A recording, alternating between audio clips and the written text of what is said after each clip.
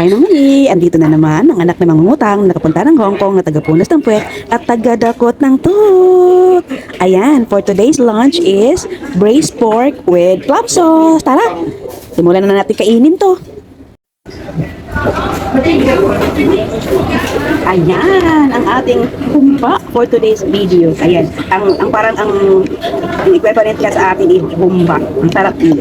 As in, nag-wiggle-wiggle pa yan ang taba. Wiggle-wiggle. Diba? Masarap naman talaga yung nag-wiggle na taba sa humba. Tapos, alam niyo ba kung ano yung masarap sa humba? Yung ano na, yung nabukasan na, tapos yung tumigas na halimbawa nilagay mo, tinakpan mo sa lamesa, tapos matutulog mo yung mantika, tapos kinabukasan gutom na gutom ka to, may mainit ka na kanin, tapos ilagay mo lang sa ibabaw ng natutulog na mantika ng humba, tapos lagyan mo ng toyo, tapos supak na may silip, wow!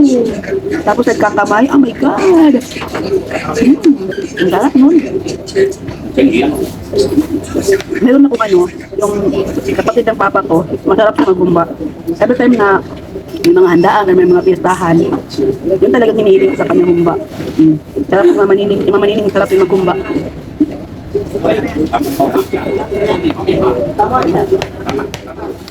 Yung humba na nalalaglag na yung laman sa buto.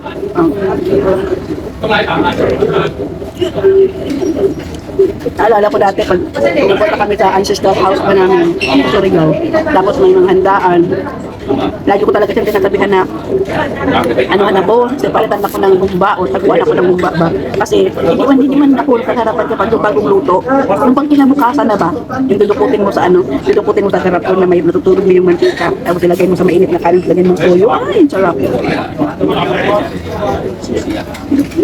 Pagkakalaka lang talaga na mahilig magsaron, garapon talagang lalagyan.